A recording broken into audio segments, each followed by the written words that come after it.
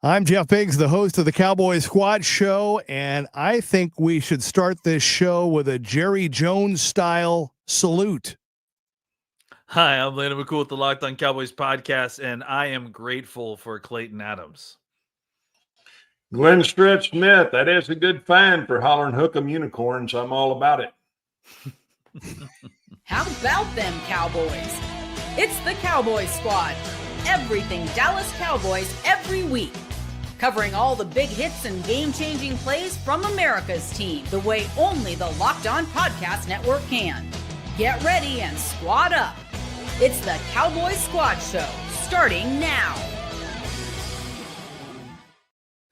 Well, welcome to another edition of the Cowboys Squad Show. Hard to believe that we are already at week 6 of the NFL season. Unbelievable. Our episode today brought to you by FanDuel. Right now, new customers can bet just $5, and if your bet wins, you'll get $300 in bonus bets to use across the app. As always, we start with a welcome to one of the co-hosts of the daily Locked On Cowboys podcast. Marcus is not with us, but Landon McCool is running solo all week. Landon, great job. Great to have you with us. And we are also joined, as always, by the one and only former Cowboys coach, Glenn Stretch Smith.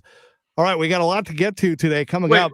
First, real quick, we gotta be clear. Marcus isn't dead, everyone. Coach Jeff says, Marcus isn't with us, and I think some people kind of got a little nervous there. No, Marcus is fine. I didn't want to go. He's off at a wedding. He's doing fine. He's having a great time. What is he? Where is he on some junket flight heading to Guam? Listen, you're not too far off, but we cannot reveal the location of Marcus Mosher. We don't want his many fans to glob onto him, and we want him to be left alone. And he does. That's no joke. Have you seen? He's got a huge following and blows up on Twitter all during the week. And so, we hope he has a great week, and he'll be back with us next week. And of course, he'll be with you. And Landon will be with you after the game on Sunday. So we're looking forward to that. All right, but coming up on our hour today, the very latest with the Cowboys, another big week. We'll have some final thoughts on the blowout win over the Jets. We'll look ahead to Sunday's clash at Carolina and the Rico reunion, if you will, with Rico Dowdle. I mean, if I'm being completely honest, it's more of just fun to just say it and hype it up, but big picture, but it's okay. It's a new week. It's part of the show. So we'll play along with it. And the Cowboys just have some injuries, but as they showed on Sunday against the Jets, they have some depth too, maybe more depth than we even realize. So a lot to get to. And as always, we want to hear from you via the comment crew. So we'll do that coming up. But Landon, let's start with you. We have not spoken since last week. And I know going into the game against the Jets, I think, there was a little concern. How would the team respond after kind of a disappointing tie? Ties are 40-40, and you wasn't sure how they would come after an emotional performance like that, a Sunday night game, and going in on the road, early start against the Jets team that was desperate, winless. Would the Cowboys step up, or would they kind of play down to the competition? And I don't know about you, I was pleasantly surprised. I thought they really handled their business well.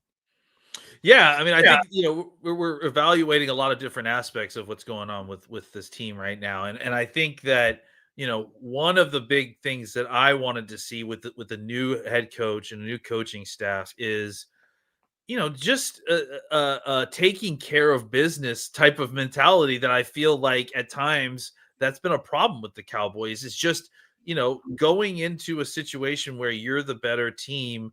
And kind of putting your best foot forward early in these games. And I think you even pointed it out specifically.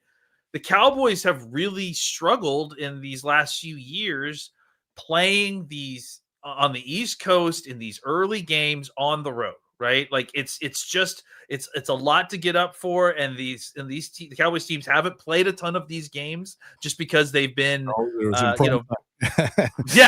always in prime time, like playing Sunday night games, or the second window games. So they have traditionally they've been slow starters. They looked sloppy at times in previous administrations going into these games.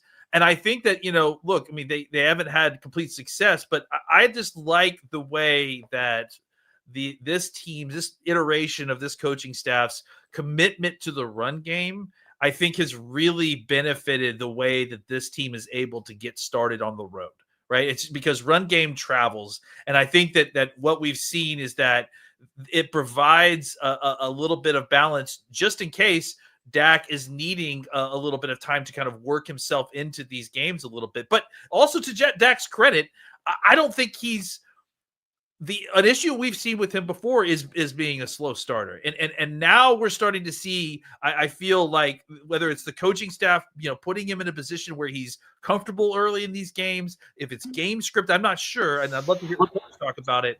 I just feel like that we're getting into these games a lot quicker. We're playing at a higher level more immediately. We're not playing down to our competition. And to me, these are all signs of improvement from the head coach, I guess is the way I would frame it. Yeah, I mean, I think he's in step with the quarterback. I think the head coach and the quarterback really are attached at the hip. I think when you look at how the game is called, I'd be willing to bet you that they get together, meet on things that they like in the game plan, maybe some things that they don't like and that Dak is not comfortable with. It felt like that starting the year, and it really feels like that is really starting to be an expanded role.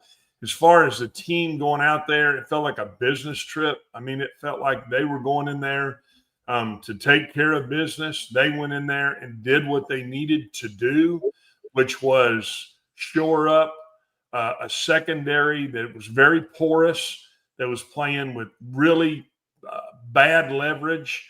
Multiple times I saw even Kaiir Elam, even James play with correct leverage. And so business-wise, that's what this felt like. This felt like a business model where they said, okay, we're bad here and we're bad here. Let's take care of that. Now let's take this show on the road. Let's make sure we go in here and do what we're supposed to do and get out of here with a win. And I thought it was a very business-like trip. I thought they handled a lot of adversity very well. I mean, to play 4 backup offensive linemen, there's not another team in the National Football League that could do that. I mean, you look at the Chargers, they are struggling minus Joe Alt, one guy. I mean, Dallas put 4 in there. Thank goodness for the preseason. It's painful for a lot of people. The preseason is painful to watch.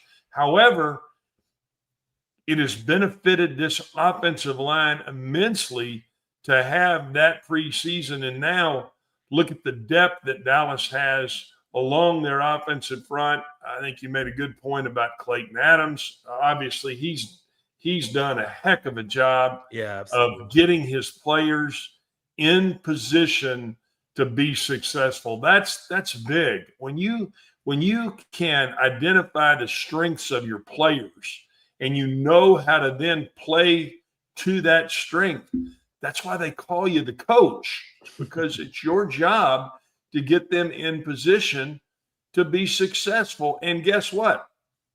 Take away things that they're not good at. They're not good at certain things. Don't ask them to do those certain things. Don't square peg a round hole because you think your system is the greatest system that's out there. There's no new football being invented. There's not anything. I mean, I'm watching the Jacksonville game the other night, and it was, I think they had it 2nd goal on the 4. Jacksonville did. And they take the right guard, and they actually pull him to the left, and they're running a flip out the back door to the right.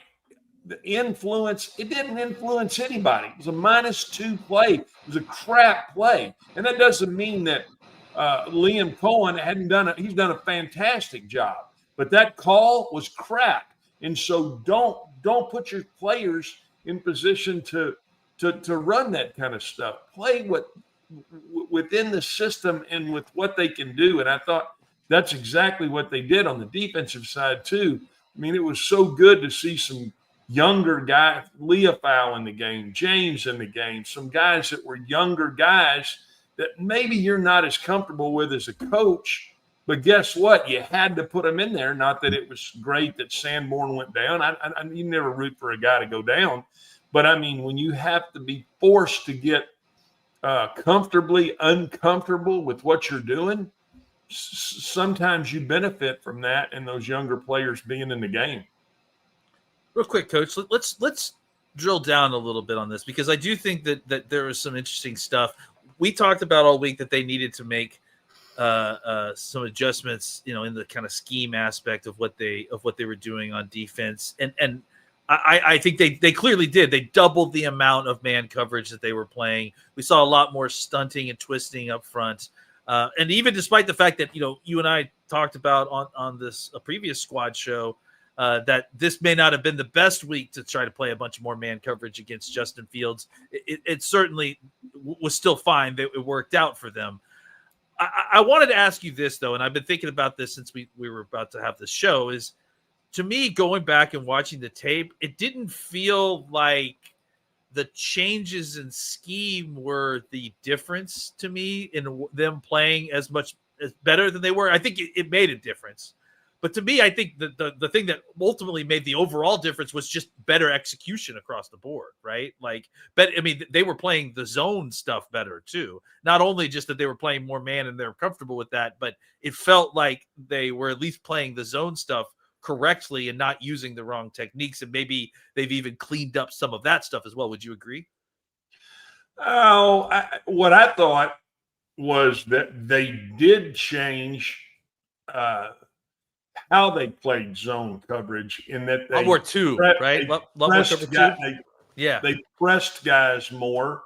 Mm-hmm. They were up rerouting some guys. They were up getting their hands on guys. I showed a play on WFAA where Elam, it's a double set, it's a tight double set, and he's in press coverage on the outside guy, and he pushes the guy inside who actually collides with the tight end.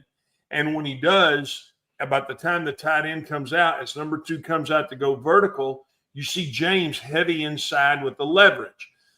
You're not going to run defensive line stunts and be able to get there if you don't reroute, if you're not able to and I'm not talking about like huge adjustment rerouting. I'm talking about just take it a tick. And on the very first sack, I think they went down and around with Houston, and he was able to get home from a 3-man stunt. If you run a 3-man stunt, I got news for you. It takes a little while to get there. And so what I thought they did defensively was say, all right, we know this quarterback, he'll hold the ball a tick longer. He'll hold it. Fields will hold the ball.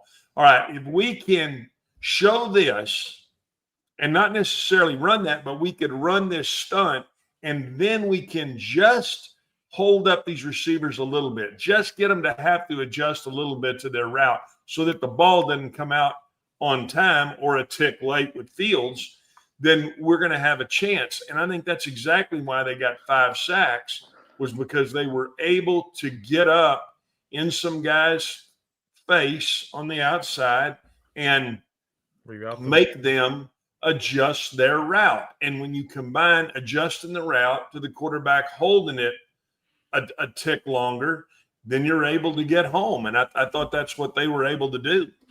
Yeah, so they doubled the amount of man coverage that they played, right? But they also increased the amount of cover 2. And I think that's kind of more of what you're talking about, right? Between the man coverage and between the cover 2, they were able to get up at the line of scrimmage, reroute these receivers, and then just kind of drop into their flat zones and not have to worry about it.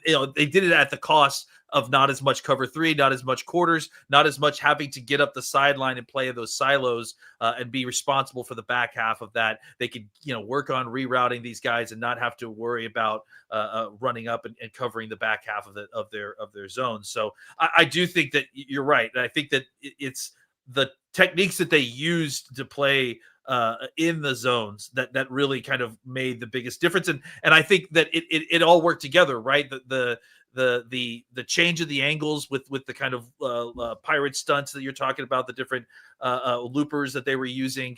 And then on top of that, it felt like Fowler and some of these other guys were getting to the quarterback on more straightforward pass rushes just a tick quicker. And you combine that with the fact that they were able to reroute right receivers, disrupt the timing on routes early on in the snap.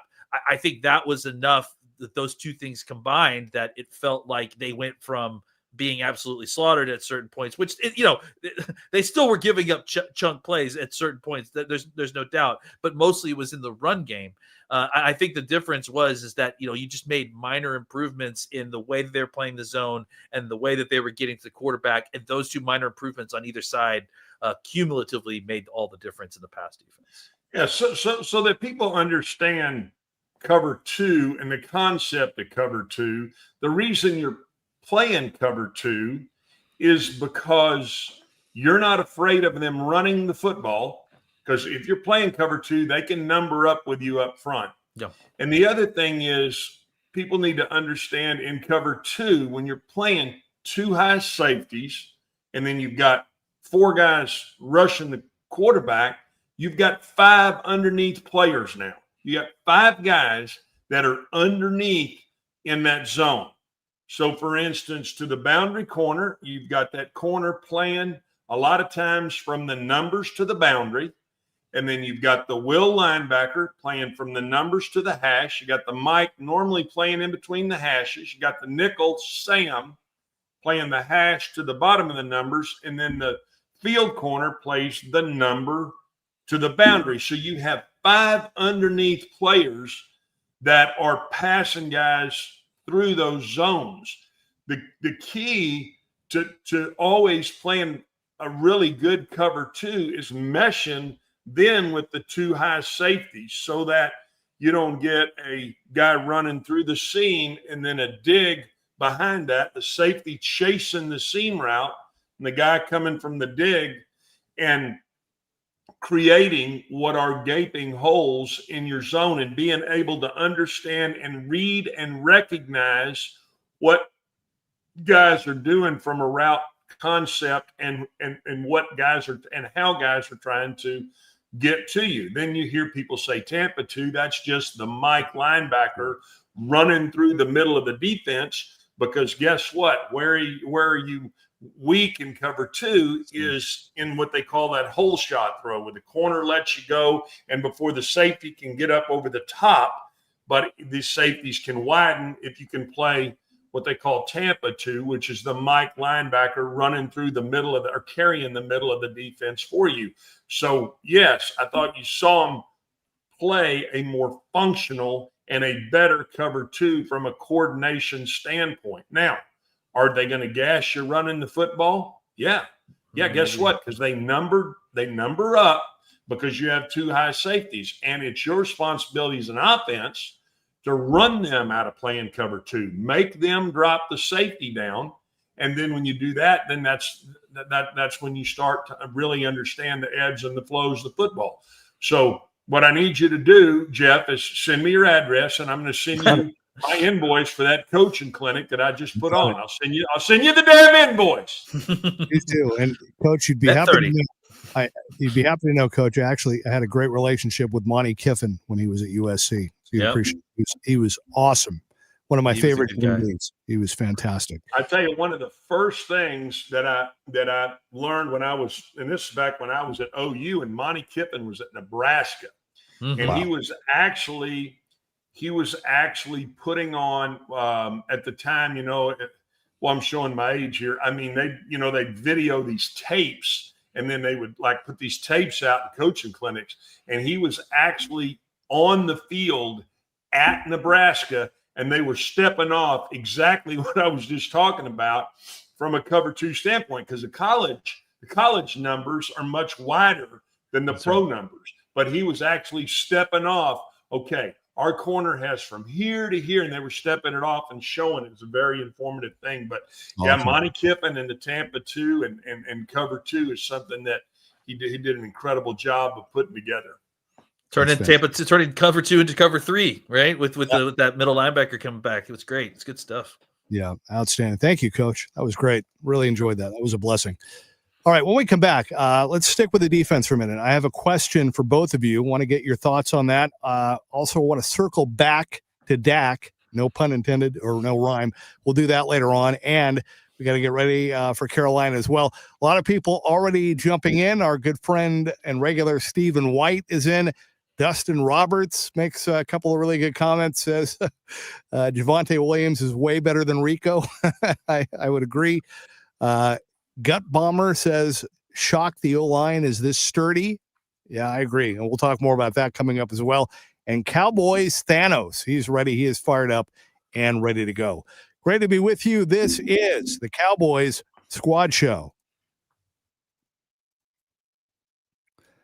All right, got to give it up for FanDuel and what they're doing right now, because the NFL season is here and FanDuel has an offer you do not want to miss. Right now, new customers can bet just $5 and get $300 in bonus bets if you win. That's right. Pick a bet, put down $5, and if it hits, you'll unlock $300 in bonus bets to use across the app. It makes watching football even more exciting when you've got a little something riding on the action. So what are you waiting for? Visit FanDuel.com to download the FanDuel app today and get started.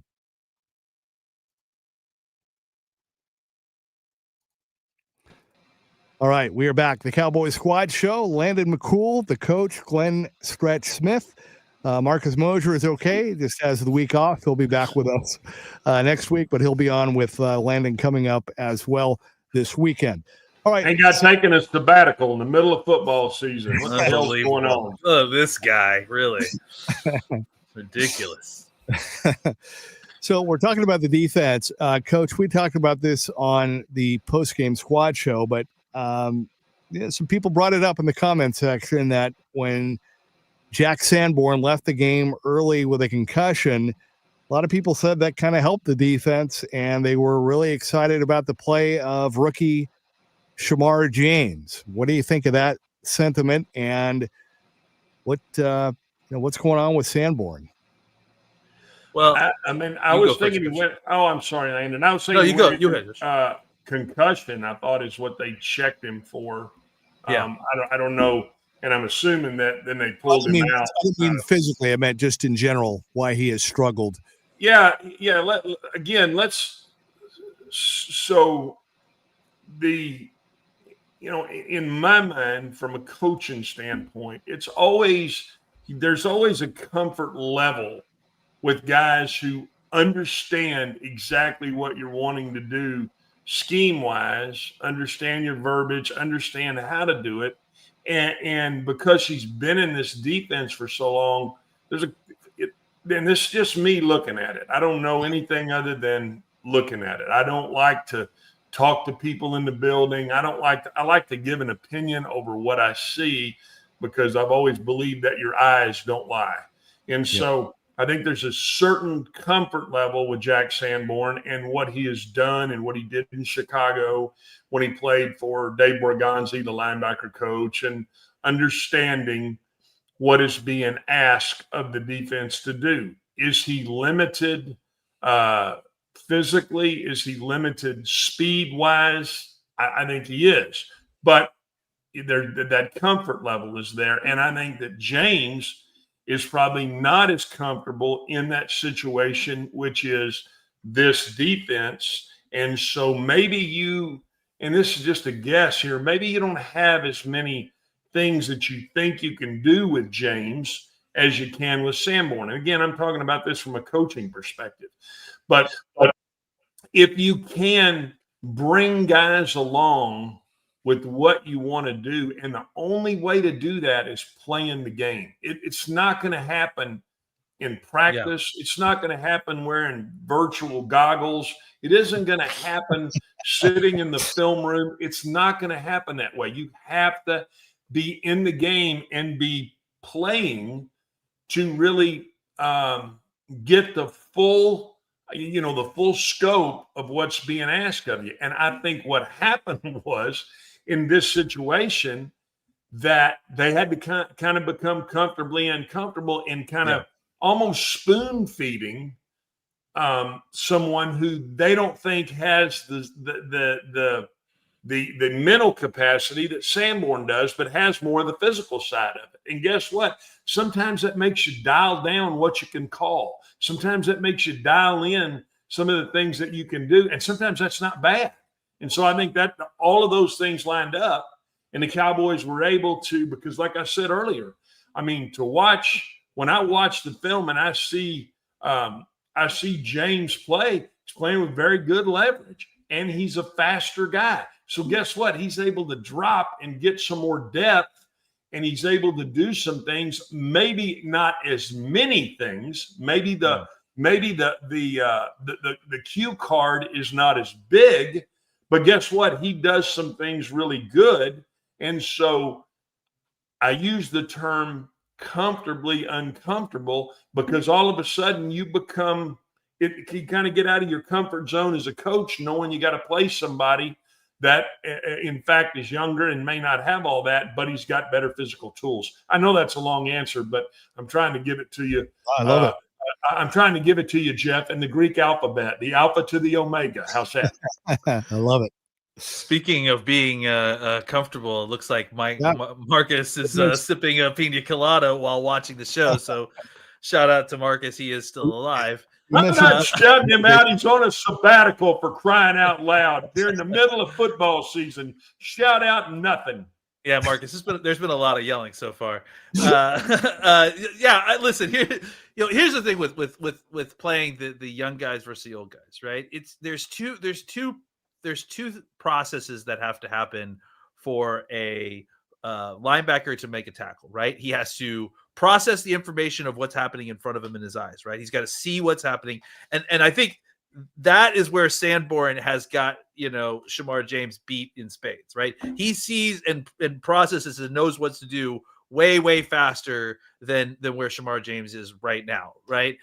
The second process of taking that information and then running to the football, that's where Shamar James has got Jack Sanborn beat by a mile at this point, especially as with young legs. The only thing that's going to get better in this process is Shamar James's ability to process. And as Coach said, the only way to improve that is to get him on the field.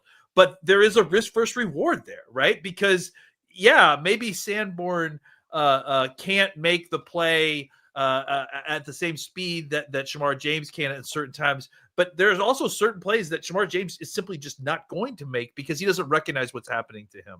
And that's kind of what, and then again, as Coach is saying too, it also kind of puts a limit on what you're calling and what you have, kind of available to you on the menu. And sometimes that's not a bad thing, right? Like sometimes if you limit it down to 3 or 4 things that the defense knows how to execute well, and they're playing their leverages really well, that's probably, ultimately a better net result than doing that at a lower rate and then throwing in a couple more exotic plays, trying to create a big play on defense, and then ultimately giving up a big play on defense. So, I think it's not the worst thing right now with the defense where it is right now to think about trying to remove volatility from the situation, right? And just like being more solid. However, the problem is that you need these young players to develop. And the only way that they're going to develop is by getting out there and taking their lumps. And you as your defense, you're going to have to take the lumps with them. So I think it just means that it's still beholden on the Cowboys offense to dictate the game script and to help their defense out. I just think that by playing the younger guys, it changes the shape of how you need to help them. And it also at least gives you a light at the end of the tunnel that, hey, if we can just suffer through this for 3 or 4 weeks of playing with more Leafau and eventually Overshown when he comes back and more Shamar James and less of the Murrays and Sanborns, if you could suffer through that, then you hope that by the end of this in a month from now, you've raised the floor of the defense and the ceiling in a way that you couldn't have done if you just continually threw out more Sanborn and more Murray, and because those guys aren't going to get better, they're only just going to get more beat up as the season goes on, and you're going to get kind of diminishing returns. Right. So flipping back to the offense, and I want to say this again. I mean, for me, I know there were a lot of great highlights from that game on Sunday. I loved the way that they finished the first half. I thought that was awesome. That really showed me a lot with those two drives, the big long one and then the quick one. Really, really impressive. And back to your point about Dak, I've always been big on, okay, there's a time to criticize, but there's also a time for praise, and you got to be fair. You got to do it right. And to your point, Landon, you can, Dak knows the answer. The Schottenheimer, they know the answer, but whatever it is, he, those weeks at the end of last season when he was sitting up there in the box watching and with another year turned on the calendar of his career, to his credit, he came ready to play. I mean, it's one thing, for all the things that we've said, but he himself took it upon himself and in his heart and his character he's trying to take the narrative and finish his legacy and his career and get that Super Bowl. And he's come ready to play. I mean, I'm going to tell you, I am not afraid to say this in any arena. I was as critical of Dak Prescott and a $60 million extension as anybody could be. I did not think he was that. I didn't think he was that level of player. I did not see that and have not seen that until this year. But I want to tell you, I was absolutely and have been absolutely uber impressed with the job that he has done running this offense, with the job that he has done taking control of what feels like the football team. And I'm going to tell you, I'll be the first to say I'm not so sure that getting rid of Micah Parsons is not maybe the best thing that's ever happened to Dak Prescott, because now he is the face of this franchise. No question about it.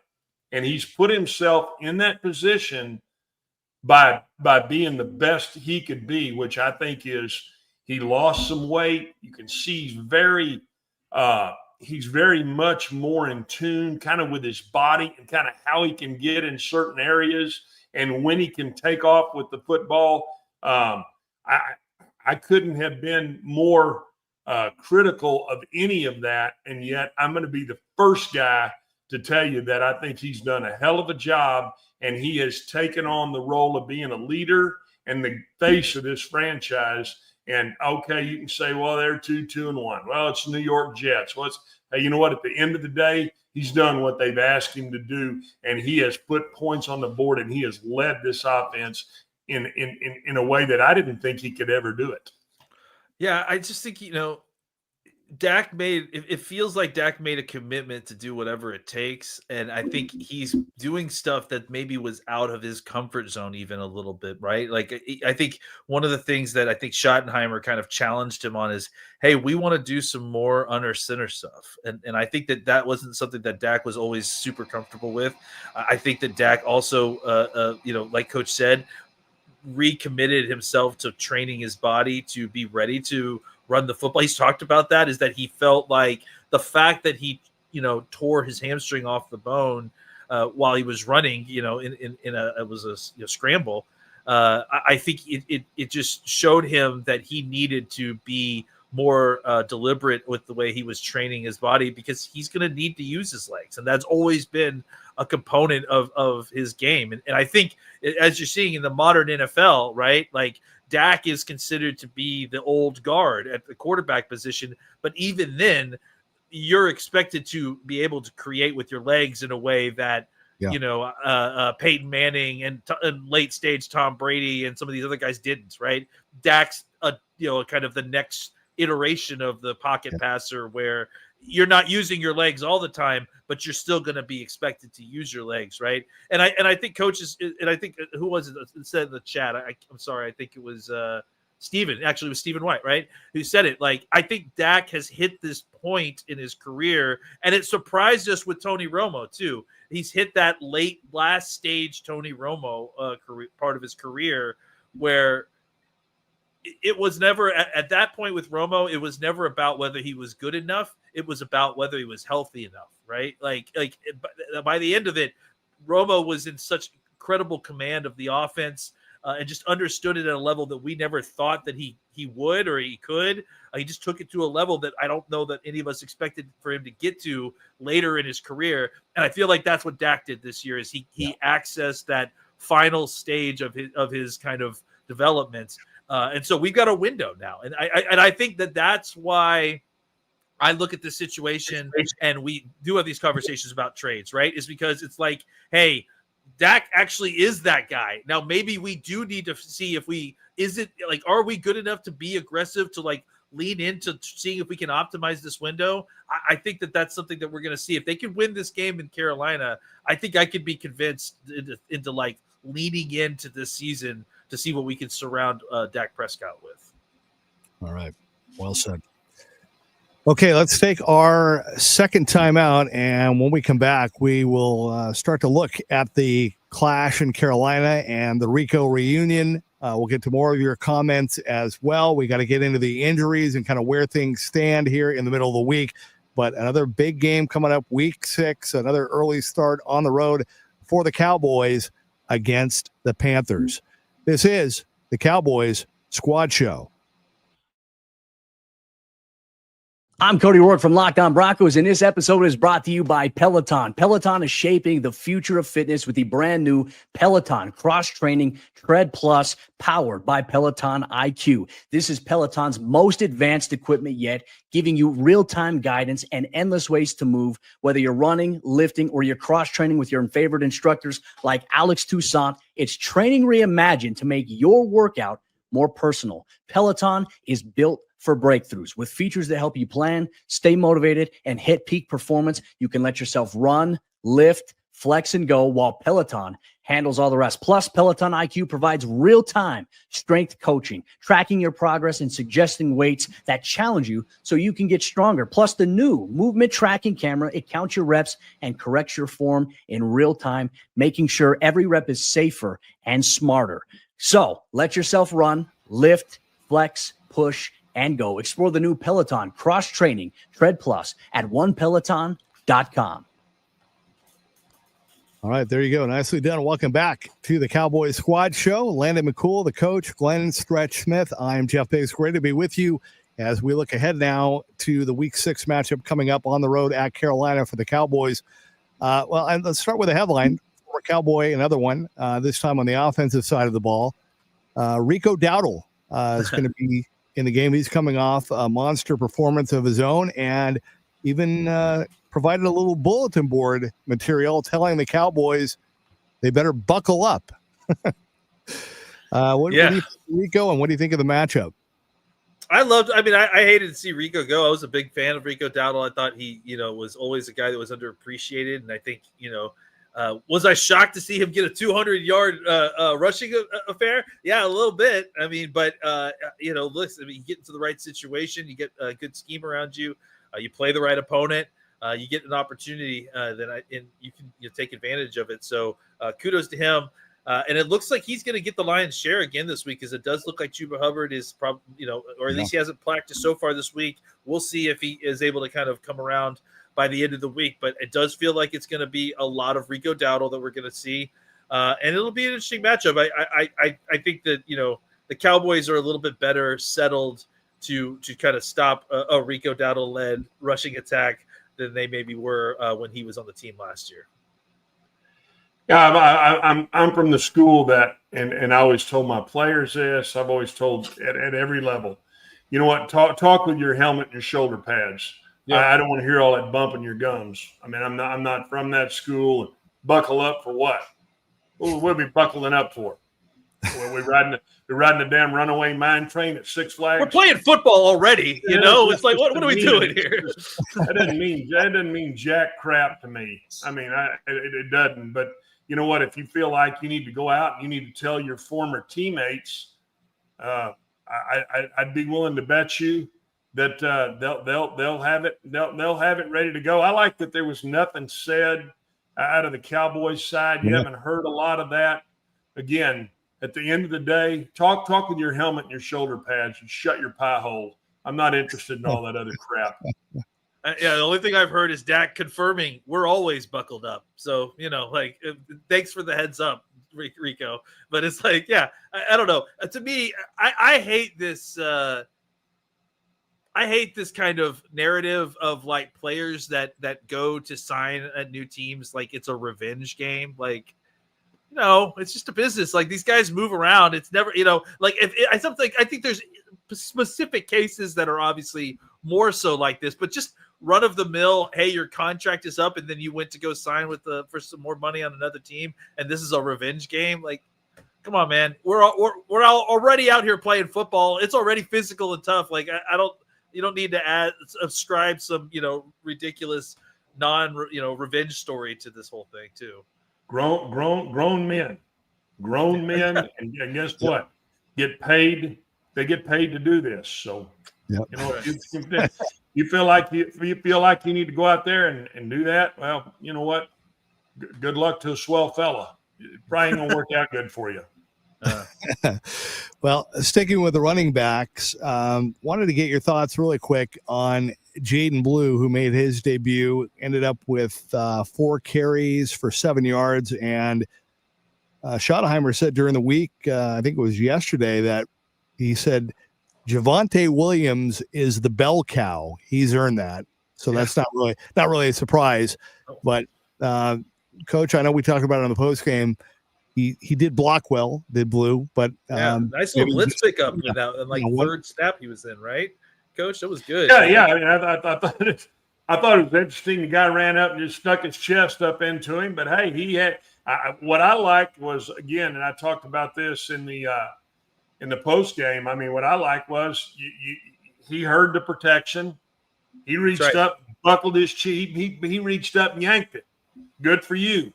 You know what you're going to do. And he went up and picked up who he was supposed to pick up. I thought that was the most impressive thing that he did in the football game.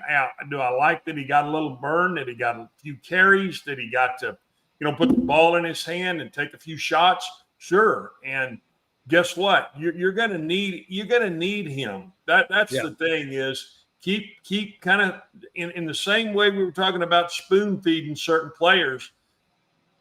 Continue to spoon feed him. Give him those 4 or 5 carries and let him give Williams a little break and let him get in there and maybe see if you can get him the ball on the perimeter a time or two and, play to his strength. So I'm glad for Jaden Blue, and I hope he continues to get his card filled up with more opportunities. Yeah. And real quick, I think there's a schematic thing that's interesting here that's happening too, is that as the Cowboys, especially when CeeDee Lamb comes back, right? As the Cowboys, the defenses they face start to bail more because they see this kind of deeper passing attack that the Cowboys are hitting them with. You're going to start seeing teams play with a little bit more shell coverage, and they're going to start dropping back. And there's going to be times when the Cowboys get into third or longer situations, and teams are just going to be playing more kind of, not letting anything get behind them sort of coverages.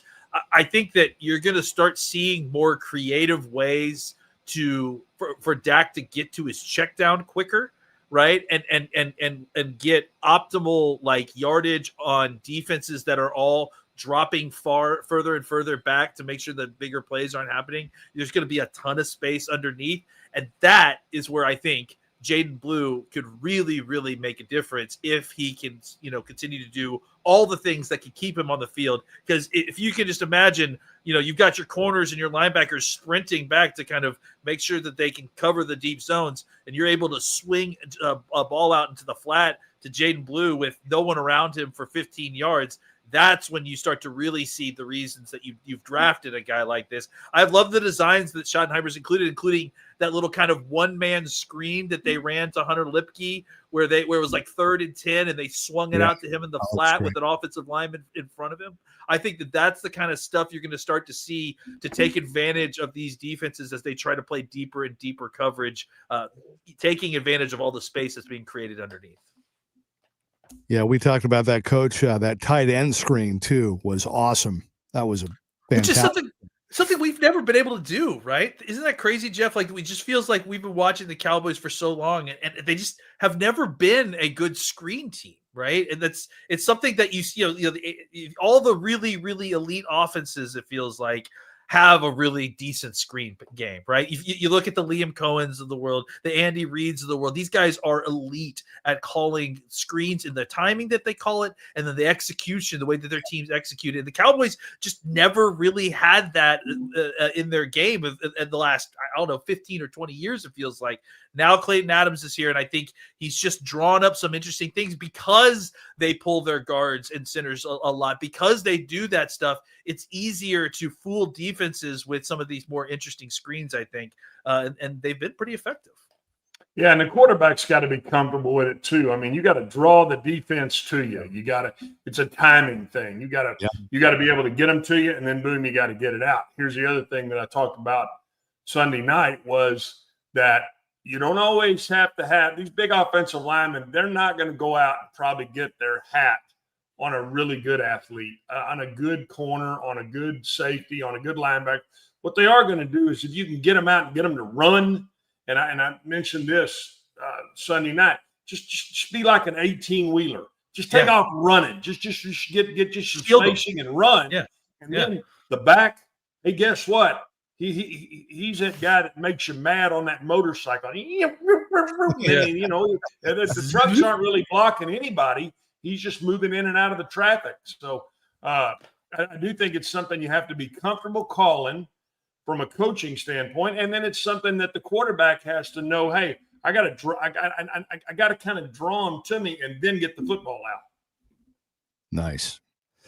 And I mean, just thinking too, I could back to Jaden Blue. I could see him becoming a late season weapon. I feel like his time is going to come for sure. But in the meantime, with what the Cowboys are doing, we haven't hit on it, but what they're doing with the offensive line, and we talked about this as well. I mean, what the depth that they have. I mean, what a pleasant surprise, Coach Neal. I mean, how many other teams could handle 4 of their 5 starters being out and still dominate the way that they did? Yeah, nobody else in the NFL, not nobody else. So that, if you're trying to hang your hat on something from a Cowboys fan, you can hang your hat on the fact that they've got depth in the offensive line. Now, are they going to keep that depth, or, might that be something that you could – I guarantee you the phone's ringing. There are people that are calling that are saying, what would it take to get whichever one of those guys you want. TJ Bass, please give me TJ Bass. What is it going to take? Whoever. And then you know what? You're in need too. Now, very seldom do you see a player for a player trade at this time, because you're dealing with the money issue and all that. But at the end of the day, it's good to have depth. It's good to have Ryan Flournoy ready to play. It's good to have Cropper written. Not the lights weren't too big for him in MetLife to go back and just, I don't need you to make a play, just secure the punt. Good to have those kind of guys, and it's better that they're getting the opportunity to do that. The lights don't feel too bright for those guys, and they certainly don't feel too bright for the offensive linemen and the depth of the offensive line, because, the last I checked, there's a collision going on with those 5 guys every time that you snap the ball offensively. So that's where the lion's share of a lot of times a rash of injury can hurt you there. So and it's hit them. And guess what? Nobody's even talking about going, when are we getting Cooper Beebe back? When are we getting so-and-so back? All of a sudden, it's turn the page, and, you hear it all the time, the coach speak, all the next man up. But that's certainly what it feels like with the offensive line.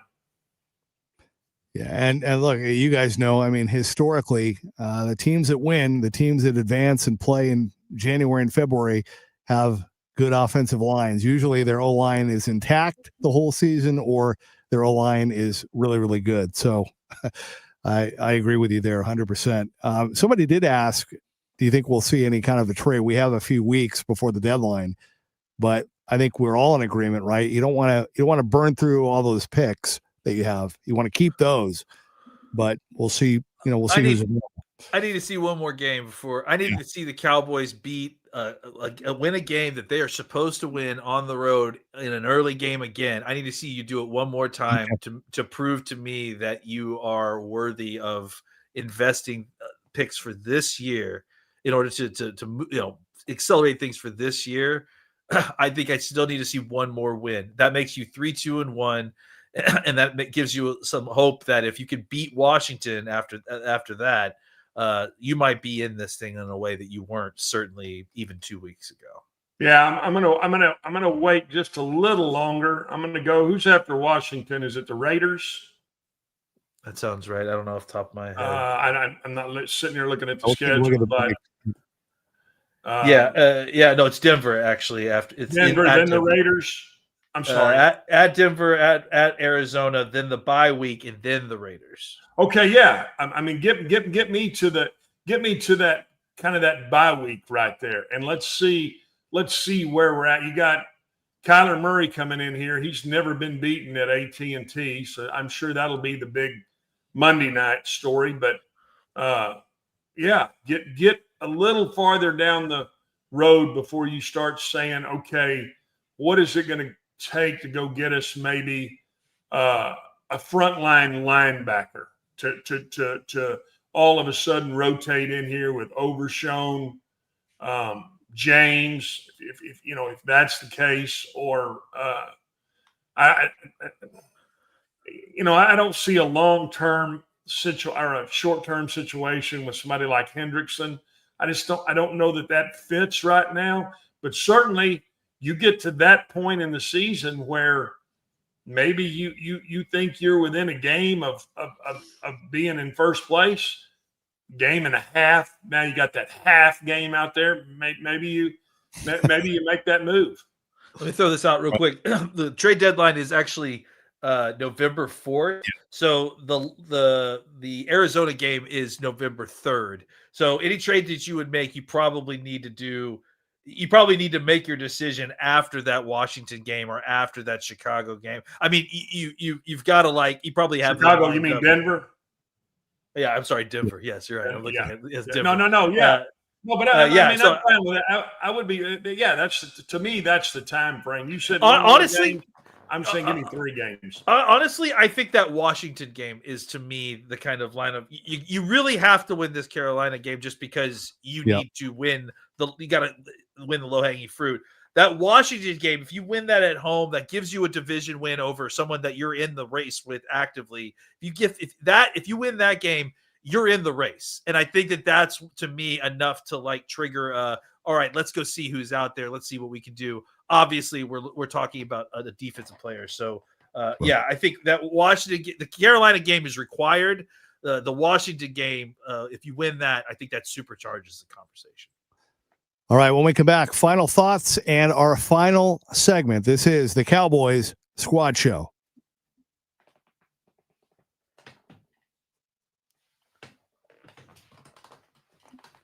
Nice and quick. Welcome back to the Cowboys Squad Show. Landon McCool and the coach, Glenn Stretch Smith, getting ready for the Cowboys and Carolina Week 6 on Sunday. All right, let's kind of go down the list. I know it's kind of fluid right now, Landon, but what are we hearing on the injury front? It sounds like maybe the Tylers are going to be back, but yeah, the list is long and you look at it, but there is some positive news on the list because it's also including Kalen Carson and Jonathan Mingo, who are both now coming into their 21-day practice window coming off of IR. So those guys are listed as limited because they're coming off of the the IR for the like I said, the 21-day practice window. And then like guys like Guyton, he actually practiced today. So the word was that from Schottenheimer that he had an evaluation today. We don't really know how that turned out, but hopefully it went well and he'll be out of the concussion protocol. It does sound like Sanborn is now in the protocol, so it's likely he is not going to play this week, I would assume. Kenneth Murray's already been talking about moving over to play Mike this week. And so I think they're going to be rotating probably Shamar James and some of these other folks at will linebacker, right? And then I think Tyler Smith was a guy that was a game time decision last week. He has knee tendonitis, but it sounds like he was out there practicing limited today, so hopefully he'll be back. So I think you're going to get Tyler Smith back. You're probably going to get Tyler Guyton if things went well. Tyler Booker was also out there, I think, without a brace on, but I also think he was listed as a DNP. So I'm still not 100% sure if he's going to be this week or next week. And then CeeDee Lamb, it sounds like, was out there running around without a brace, but I would definitely put him in the category of players that Schottenheimer mentioned that they may be out on the field, but I wouldn't necessarily count them as being locks to play this week. I would imagine they give both Booker and CeeDee probably one more week, and they try to get them ready for that Washington game that we referenced. Yeah, Turpin probably another week, maybe two. Probably, yeah. All right. And so on the defensive side of the ball, Malik Hooker, we already know, was already placed on the injured list before the Jets game, but the Cowboys brought back Julius Wood and signed him to their practice squad. What do you recall? What do you remember, Landon, about Julius Wood, and what can he bring? I remember that people made a lot of the hubbub because he got claimed, after being cut. He's a solid player. I don't know that he's going to move the needle in this situation or that he's even going to be active or play. Okay. But I think the reason that a lot of folks are talking about him is because he was a guy that a lot of folks liked as a down roster developmental safety. He was the guy that the Cowboys cut, hoping they could sneak onto the practice squad. It didn't work out. He got claimed by the Titans, if I'm mistaken. Yeah, that's right. Yeah, so now he's coming back after getting snagged off the waivers. All right, and former Cowboy Israel Mukuamu has been released by the Panthers, and he never made it off their practice squad. That's kind of surprising. I don't know. I don't know what to say about Mukuamu. I have always liked Mukuamu. I can't believe I was shocked when he got cut, and I'm shocked again that he got cut from Carolina. I thought, when he's gotten out there, he's acquitted himself well. I don't know. I don't really get that whole situation. Maybe he'll come back to the Cowboys. I don't know. Yeah, I don't either. I mean, I don't know that for whatever reason they let him go before. And does he look any better now? Probably not. It's crazy. He played really, really well in that playoff game against the Buccaneers, just on kind of spot duty, coming in playing slot corner. Yeah, I never understood that whole situation. I thought he looked good in training camp too, so I'm a little surprised. All right. So final thoughts. Sunday at Carolina, we know that they're going to try to run Rico. Bryce Young is going to throw. He's not a big guy, but he can move a little bit. Throws about 30 passes a game. Was sacked 3 times last week in their win over the Dolphins. They came back. They came back and rallied to get that win.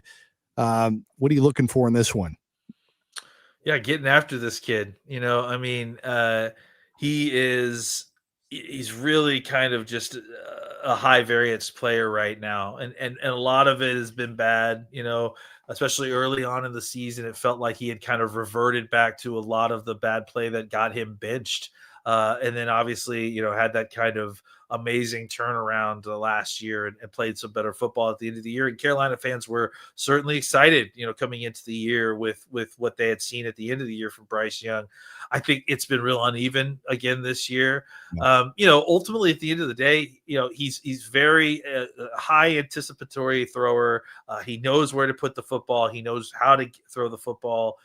Even though he's one of these guys that even though he's smaller, he's not afraid to throw over the middle of the field because he can throw with good anticipation.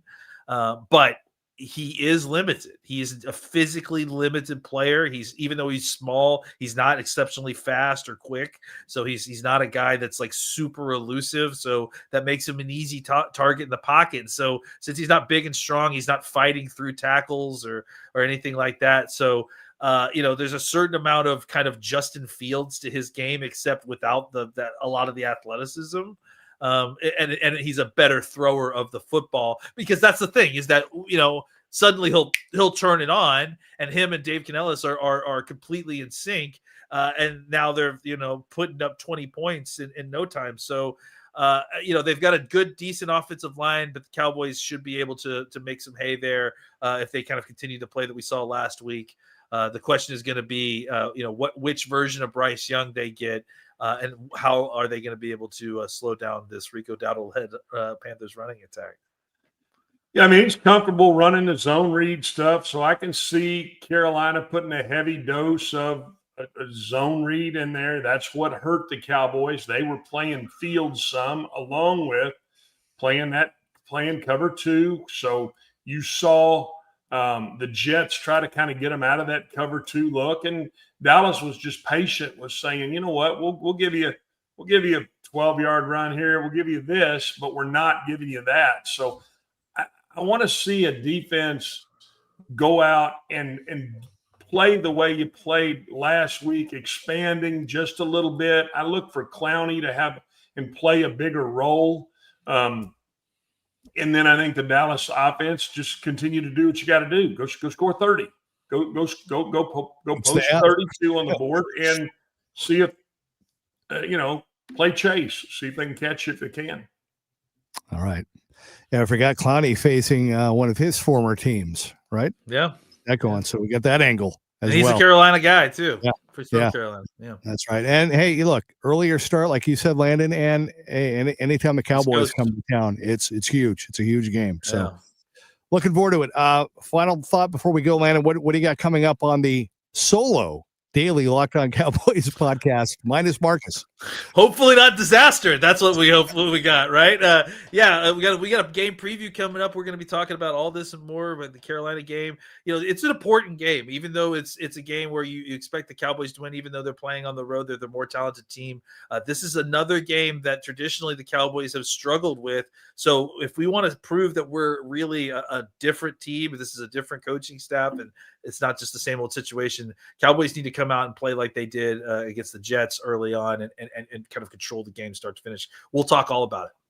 All right. Well, you got your sidekick. He champions how much film he watches and how much he works and all that. Take a damn sabbatical right in the middle of the season. What? If you think that he isn't in his hotel room in an undisclosed location X watching a game film right now, you're probably right. He's probably he probably is, but he's on a damn sabbatical. He ain't on this show. So I don't want to hear about the rough water. I want to see the ship come in. Don't tell me about the rough seas. Be careful, Coach. You say his name too many times, he's going to show up in this chat like Candyman.